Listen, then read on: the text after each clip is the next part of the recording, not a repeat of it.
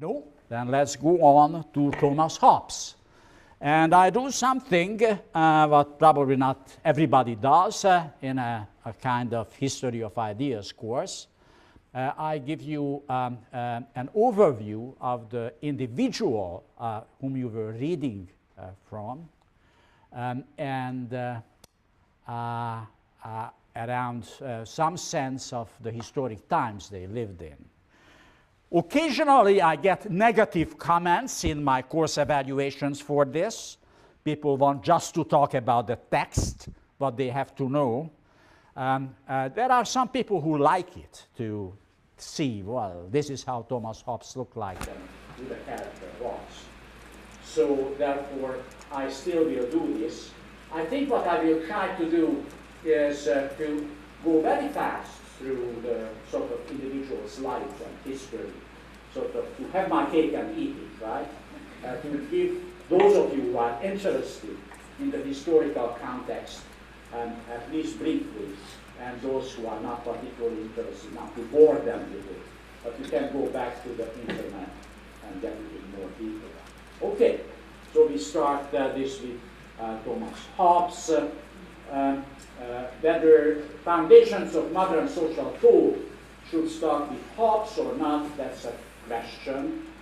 In some other courses I taught, occasionally I started with Thomas Bacon. I will talk about him very briefly later on.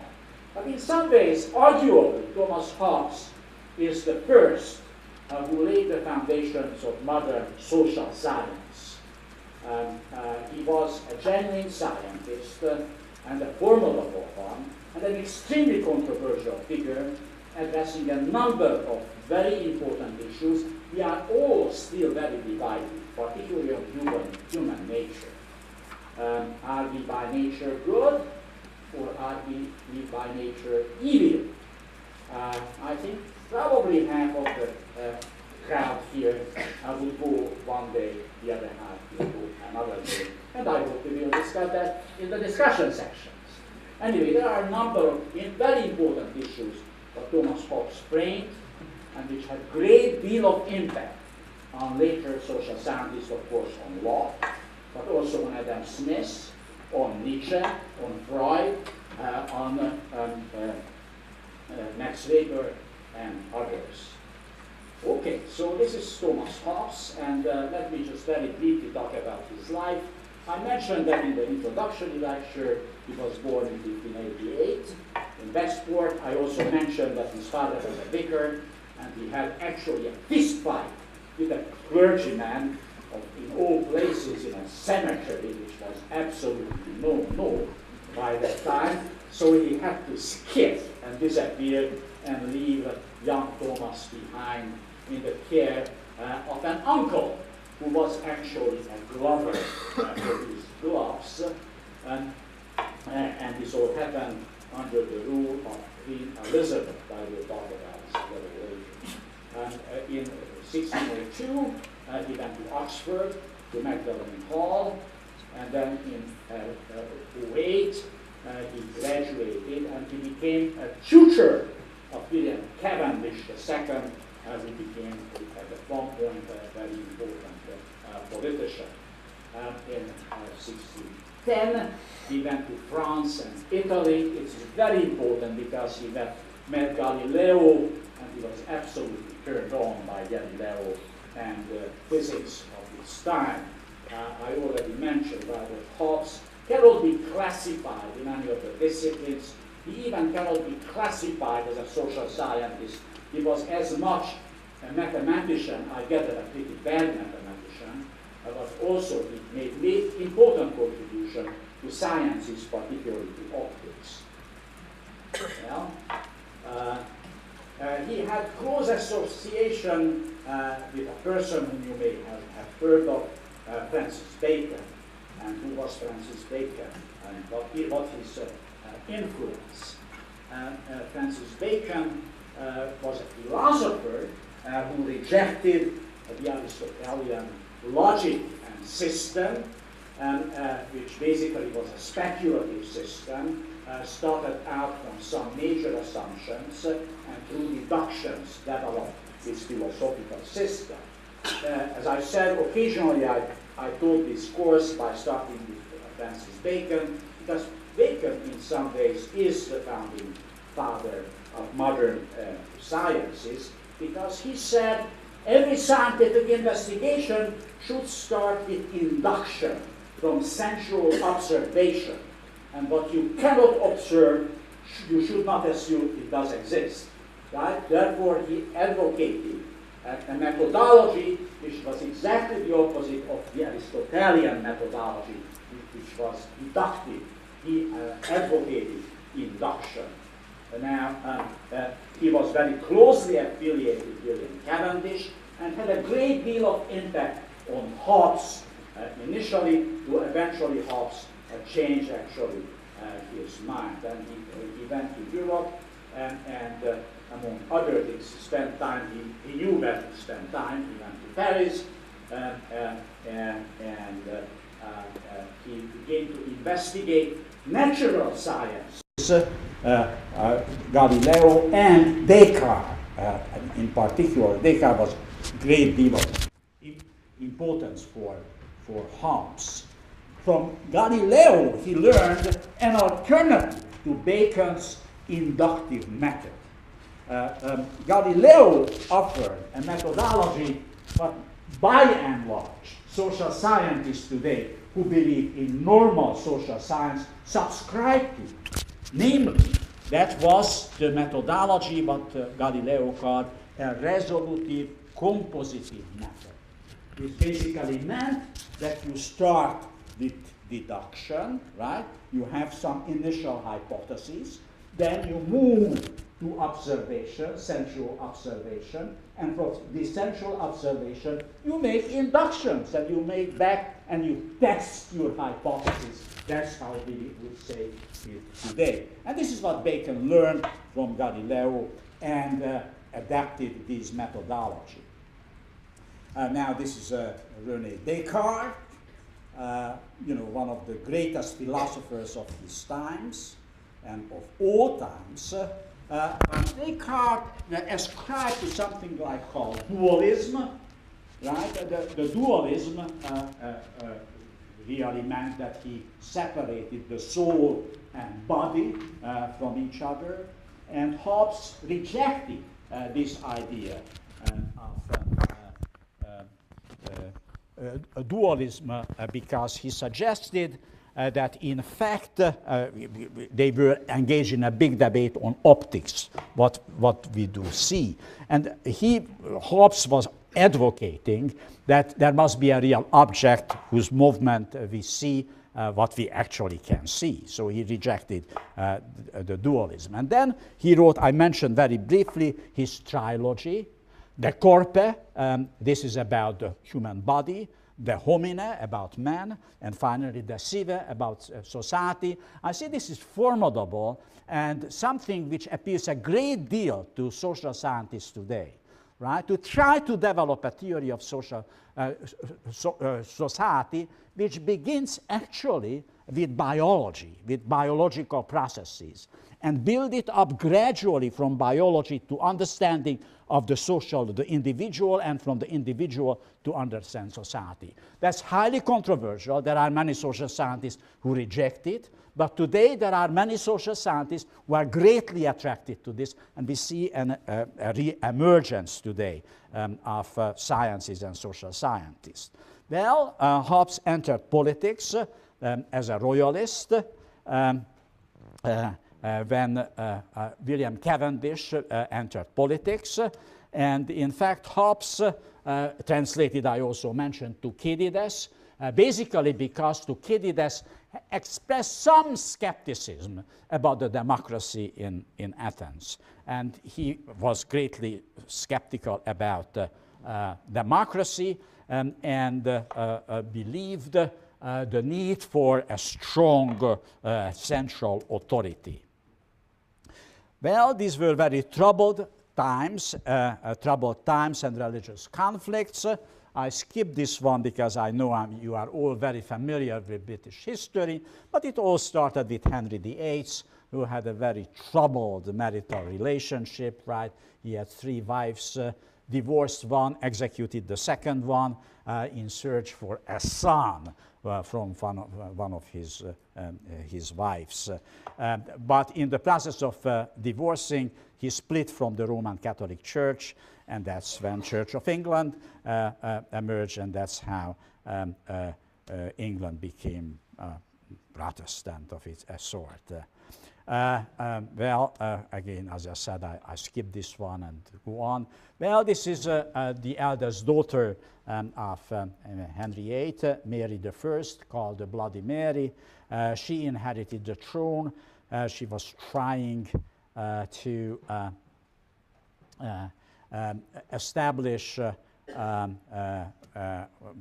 Roman Catholicism, but had to resign. There was too much resistance against it, so he had to resign and give the throne to his younger sister, Elizabeth. And this is Queen Elizabeth. And Queen Elizabeth was at the time of Puritanism under a great deal of pressure of Puritans who wanted to get rid of Catholics altogether from government in England. This became a very important issue later on. New Haven has its Puritan connections. Anybody is from Devonport College? Nobody is from Devonport. Oh my goodness. So no real Puritans around here. Well, that's a shame. Anyway, this was Reverend John Devonport. He was a Puritan who settled in New Haven with his followers in 1638. And already, of course, in, I think, 1703, the Puritans created this institution. And they were basically running this institution until the late 19th century. Not anymore. Okay. Now, there were a great deal of conflicts between, Mary was called the Virgin Queen. Well, whether she was virgin or not, it's unclear, but she clearly had a lot of very close friendship with various men in her life, but she never married and never gave birth to a child. She was actually a very good queen, a smart, good queen. By the challenges of the time.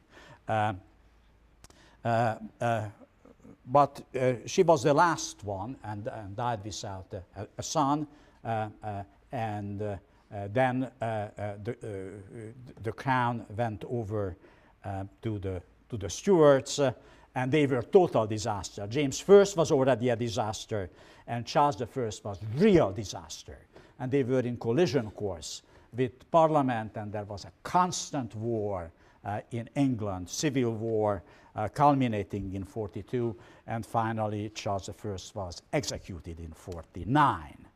And Oliver Cromwell came to power. Now, well, here I give you a picture of the execution of Charles I. If you don't believe it, you can see it. Well, Hobbes got into some trouble at that time because he was too close to the royalists, and he had to flee England in 1640 ahead of time, and he went to live in Paris. He was very close there to the royalist exiles, and in 51 he completed his major book, Leviathan, what we will be talking about in a minute. Well, Leviathan became an extremely controversial book. It was very controversial in his times, became actually a big hot topic in the 19th century, and it's a very hot topic in the last 30 or 40 years, because a lot of economists and political scientists who are interested in rational choice theories discovered in Thomas Hobbes the first rational choice theorist. It's actually, he's a wonderfully lucid mind, and if you read the text and you know enough mathematics, you could do a lot of his propositions in mathematical equations. What on else an economist want to do, right? It must be true if you can put it into an equation, right? Well, that's what certainly Thomas Hobbes is available to do because of the extremely lucidity of his mind. Well, it was therefore a controversial book, also for the royalists, because in 51, Hobbes, and we will talk about this in great detail, was considering that probably people should be allowed to transfer their loyalty to a new authority which offers safety, right? And that's what the royalists did not want to hear, that Cromwell actually can become a legitimate ruler. And that's what, in a way, the book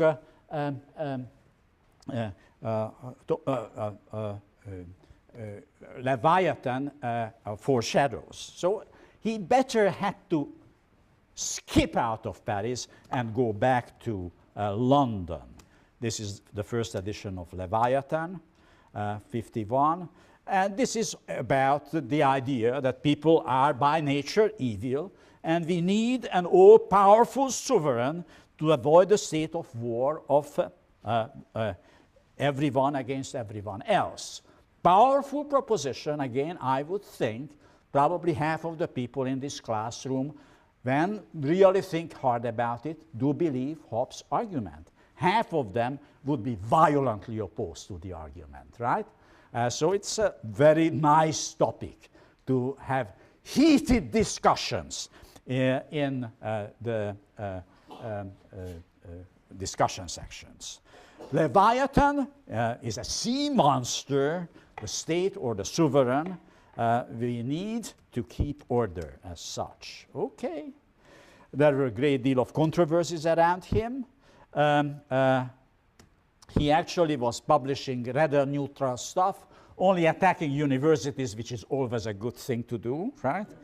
But when in 1660 the monarchy was restored and Charles II, the son of Charles I, first became king, Hobbes was invited back to the court, and it looked like he will be just fine right now as a royalist. Not so, because in 66 there was a fire in London, and because of this fire, some people believed that this fire was the revenge of God because of the sinful London, right? And they were therefore trying to find the guilty one. And who was there? Of course, Thomas Hobbes with his materialism, right? No soul, so how is that eternal life possible? This must be an atheist. His book should be burned, if not himself. So they did not burn his book and himself, but you know, he certainly was out of grace and died in 79. He was greatly admired in continental Europe, but was very controversial in England. And well, if you don't believe there was a fire in London, here is the proof, right? There is the Great Fire of London, 66, which by, you know, looked like Los Angeles to me, right? Okay, well, it killed 3,000 people, right? The fire brigade was not as effective as today is in Southern California, okay? Now, that's about the person and the times. I think extremely, as far as I'm concerned, extremely important to understand this, the work, if you know the times when he lived in. All right, so now let me go on and talk to Leviathan.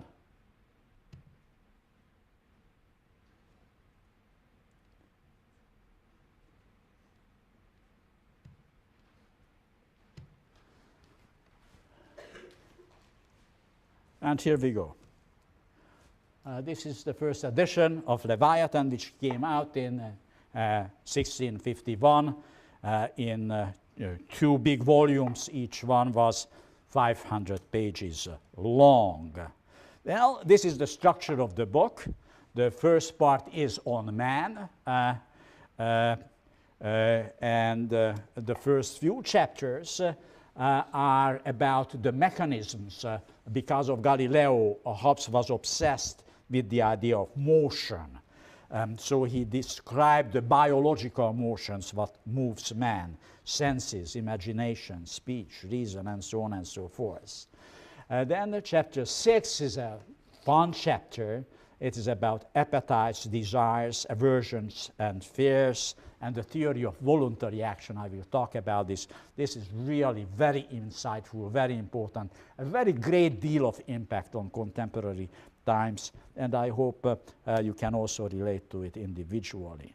And then chapter 7 to 11 is the relationship between people as such, and then finally the state of nature and the two laws of nature. We will have to talk about this in greater detail. So the part 2 is about commonwealths. It's about really the first theory of politics, the rights and duties of the governments and the subjects. There are some very interesting arguments here that actually the sovereign also have duties, not only simply rights. And then part 3 and 4 offer some theological justification what he does. These are part 3 and 4 are, I think, very rarely read, or at least I see very few citations to it. So what are the major themes of the book? First, about the theory of human nature. The second one is the relationship between nature and the theory of social contract. Hobbes is really the first of the contractarians, right, who advocates that what brings society together is a social contract. If you want to understand society, you have to understand that we have contract with each other. And then finally, the theory of the sovereign, right? The major desire, the essence of Hobbes' work is to try to find an identifiable sovereign, right? He lived in turbulent times when you did not know who the sovereign is. Is this the king? Is this the landlord? Are these the city burghers? Is this the parliament? Who on earth is the sovereign? He wanted to find one identifiable sovereign we can all agree. This is the proper source of law, right? That's what he was obsessed with. Okay, so let me then move on and about human nature. What are the themes here? Well, one important argument is that man will deliberate between appetites and aversions, and as a result, it will act voluntarily. Well, it's a fascinating issue, an issue we cannot get rid out of our hair. Well, when I was in your age, we always were vehemently debating the question, do we have free will or we don't have free will, right? Our action is overdetermined. This is exactly the question of what Hobbes is talking about, and develops the idea of voluntary action, which is kind of halfway between absolute free will and complete determination, right? The idea is that we are driven by appetite, by desires. We will talk in this course later on about Sigmund Freud, right, who was talking about drives, right? There are drives which makes us move. These are what Hobbes called appetite a few centuries before Sigmund Freud. But then he said we also have aversions, we have fears. We are doing what we want, but we have fears that we won't be able to achieve what we want.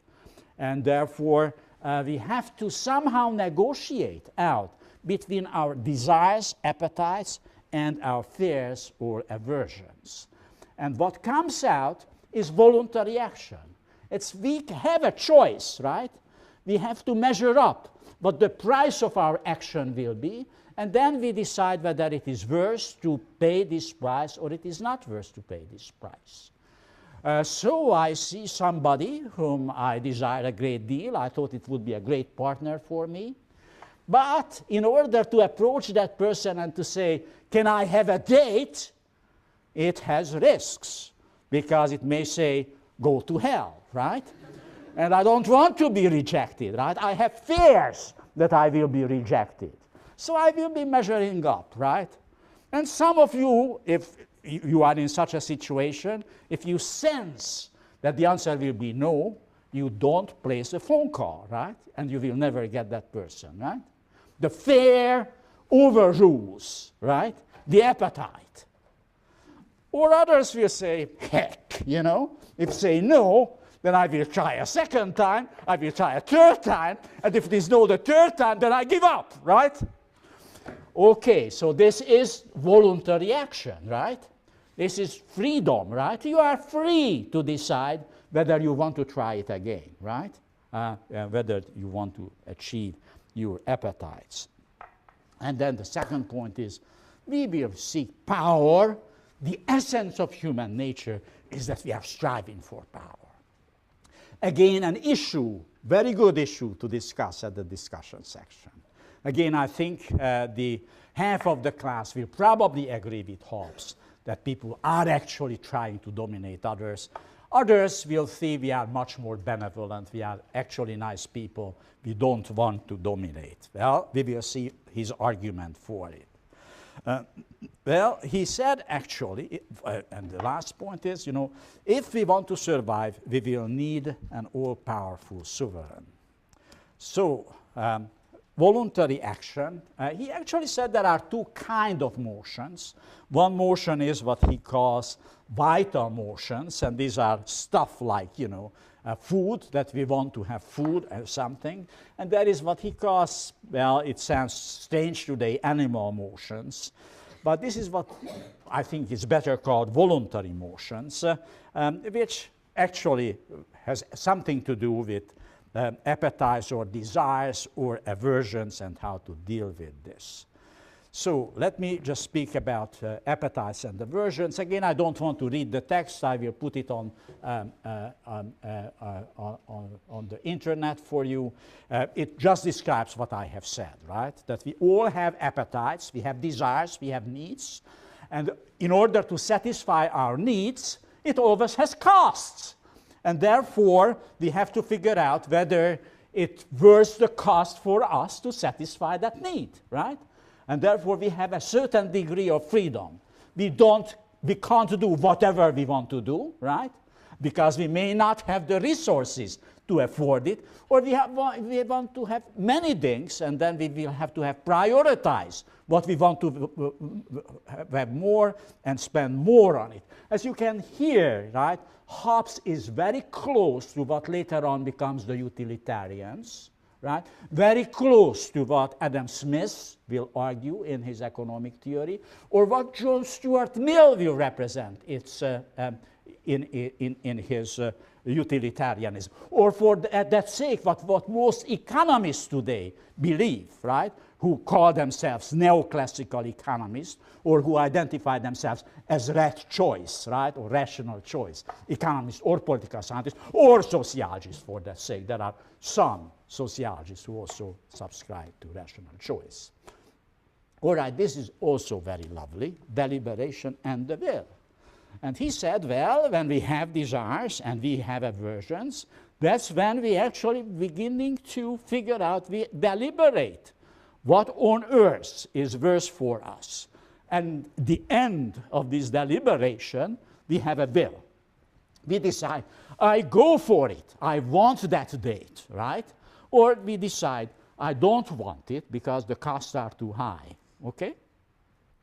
And this is what we call the will, right? Your will be that you decide, I go for it, or you decide, no, that's not worse for me. It would be silly. I make a crowd out of me. I just don't do it, right? That's the will. Well, about power. The power is unending, right? He said there is, right, a general inclination for us to seek power, influence on other people.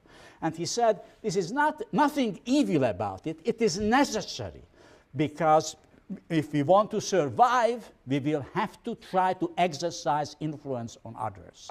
We have to seek power as such. Extremely important idea which foreshadows especially Nietzsche and Max Weber, who comes up later in this course. Well, then he comes a very interesting argument about equality, very exciting argument. He is one of the very first philosophers who claims that we are all born equal. Now, for you, this is, of course, obvious, but was not obvious in 1651 that people, nobles and serfs, slaves and slaveholders were all born equal.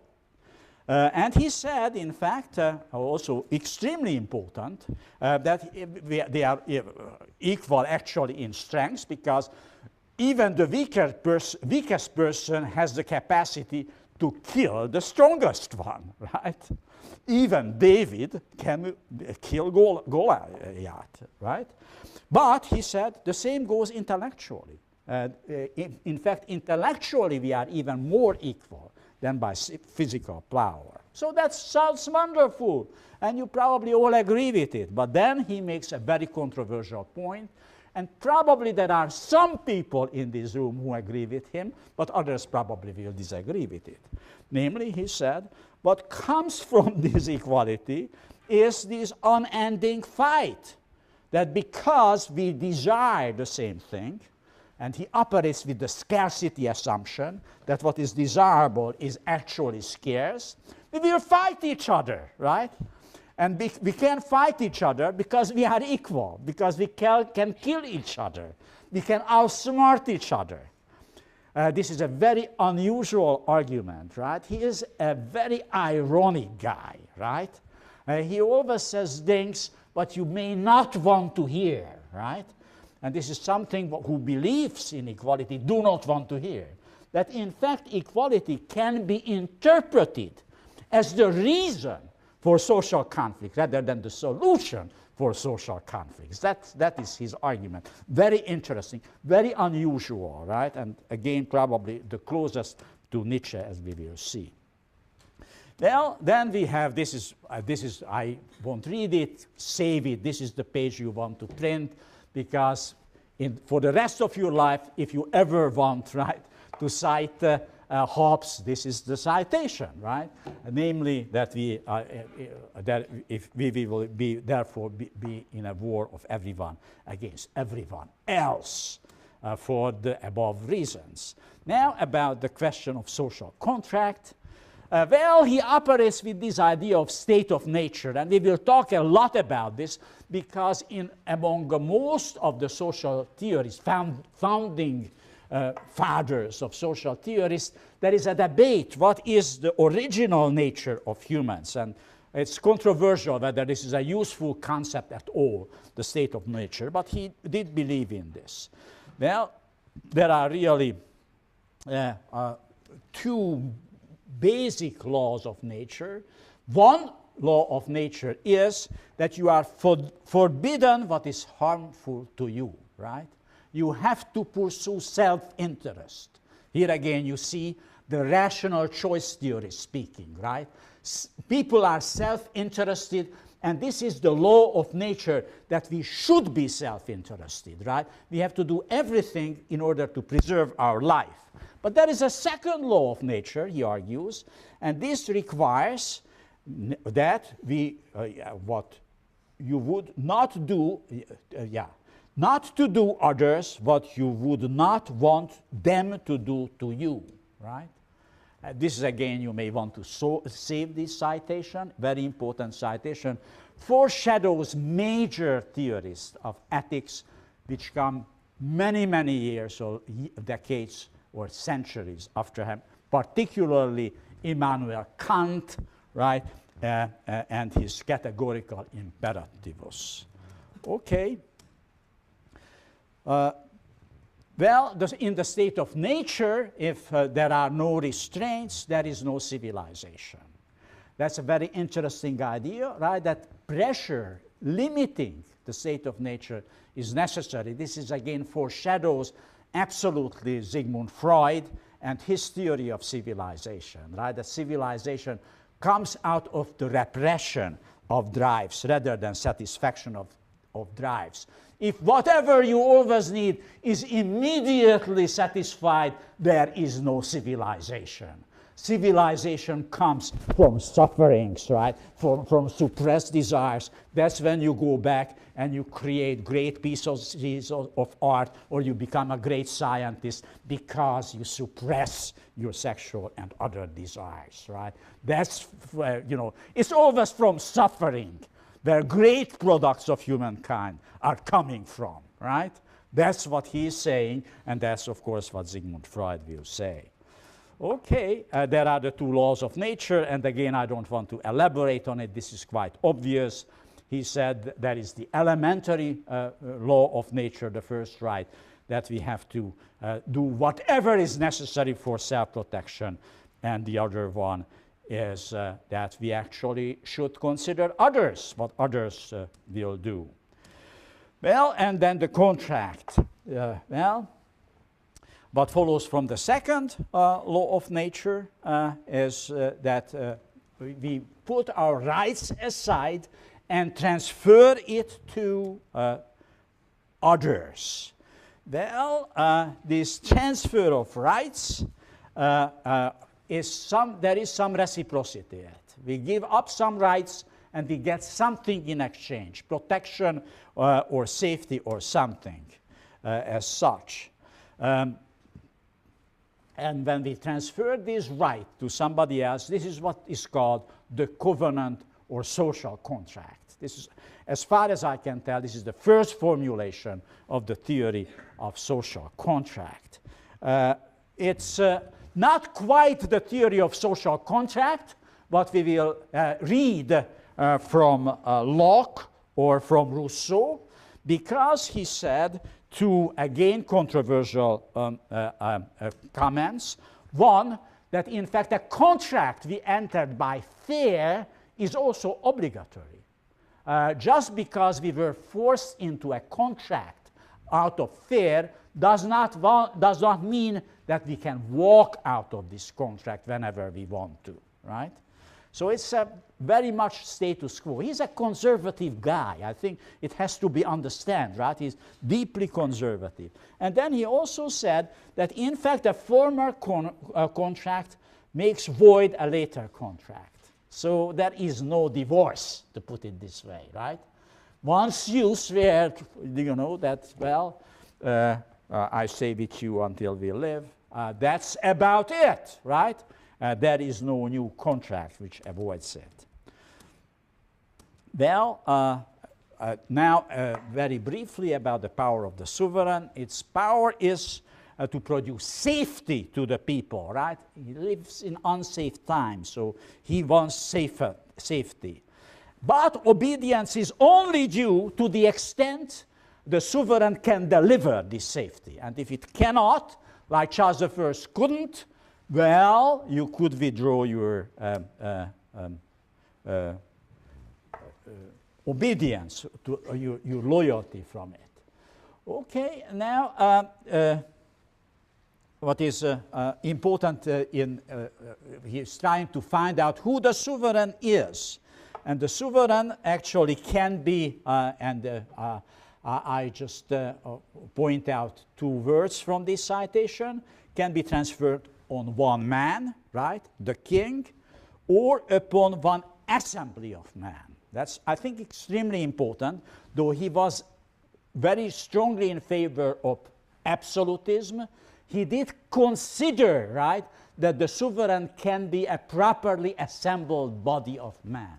But how they will be properly assembled, he doesn't have the faintest idea or doesn't have the guts to say it, right?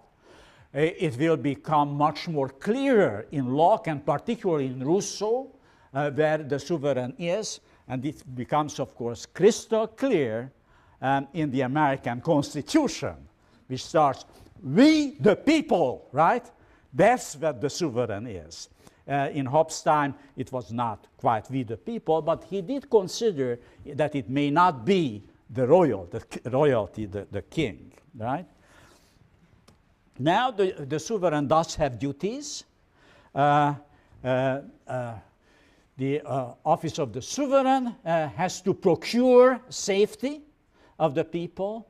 And he said, he adds to this, extremely important, that it is not bare preservation. It has to give more than just survival as such.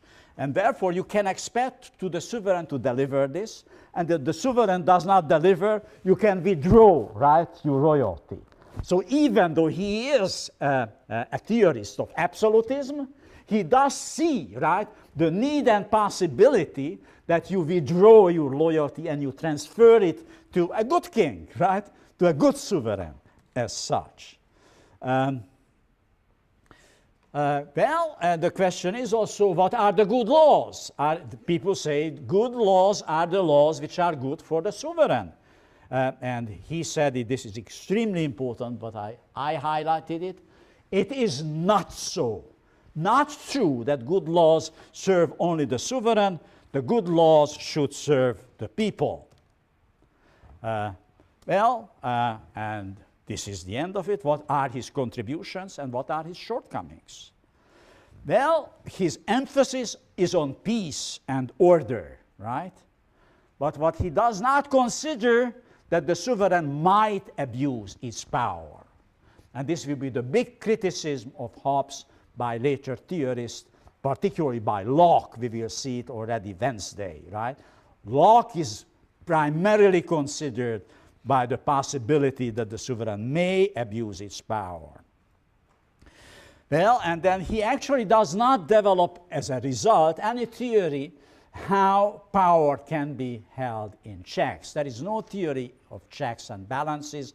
There is one in Hobbes, and even one more developed in Montesquieu. And the American Constitution does not come from Hobbes, but it comes from Locke, and particularly from Montesquieu. Montesquieu is the one which defined that checks and balances which entered the American Constitution. Well, he was an apologetical theorist of an enlightened absolutism, not any absolutism, right? He was against real monsters, as I already demonstrated it. As a result, he was not acceptable to the monarchs because he put too much limitations on their powers, but he was not acceptable to the emergent bourgeois class because it attributed too much power to the monarch. And therefore, you know, nobody really liked Hobbes, but though nobody liked, and you may not like him, what is impossible is to ignore him, right? You have to listen to him. Well, see you Wednesday and Thursday in discussion sections. No? Then let's go on to Thomas Hobbes. And I do something what probably not everybody does in a kind of history of ideas course. I give you an overview of the individual whom you were reading from, and around some sense of the historic times they lived in. Occasionally, I get negative comments in my course evaluations for this. People want just to talk about the text, what they have to know. There are some people who like it, to see, well, this is how Thomas Hobbes looked like and who the character was. So therefore, I still will do this. I think what I will try to do is to go very fast through the sort of individual's life and history, sort of to have my cake and eat it, right? To give those of you who are interested in the historical context, at least briefly, and those who are not particularly interested, not to bore them with it, but you can go back to the internet and get it in more detail. Okay, so we start this with Thomas Hobbes. Whether foundations of modern social thought should start with Hobbes or not, that's a question. In some other courses I taught, occasionally I started with Thomas Bacon. I will talk about him very briefly later on. But in some ways, arguably, Thomas Hobbes is the first who laid the foundations of modern social science. He was a genuine scientist and a formidable one, and an extremely controversial figure, addressing a number of very important issues. We are all still very divided, particularly on human nature. Are we by nature good, or are we by nature evil? I think probably half of the crowd here would go one way, the other half will go another way, and I hope we will discuss that in the discussion sections. Anyway, there are a number of very important issues that Thomas Hobbes framed, and which had great deal of impact on later social scientists, of course, on Locke, but also on Adam Smith, on Nietzsche, on Freud, on Max Weber, and others. Okay, so this is Thomas Hobbes, and let me just very briefly talk about his life. I mentioned that in the introductory lecture. He was born in 1588 in Westport. I also mentioned that his father was a vicar, and he had actually a fist fight with a clergyman in all places in a cemetery, which was absolutely no by that time. So he had to skip and disappear and leave young Thomas behind in the care of an uncle who was actually a glover for his gloves. And this all happened under the rule of Queen Elizabeth. I will talk about this a little later. In 1602, he went to Oxford, to Magdalen Hall, and then in 08, he graduated and he became a tutor of William Cavendish II, who became at one point a very important politician.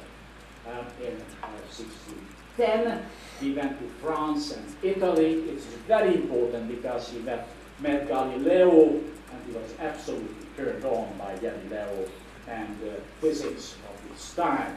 I already mentioned that Hobbes cannot be classified in any of the disciplines. He even cannot be classified as a social scientist. He was as much a mathematician, I gather a pretty bad mathematician, but also he made important contribution to sciences, particularly to optics. Well, he had close association with a person whom you may have heard of, Francis Bacon. And who was Francis Bacon, and what his influence?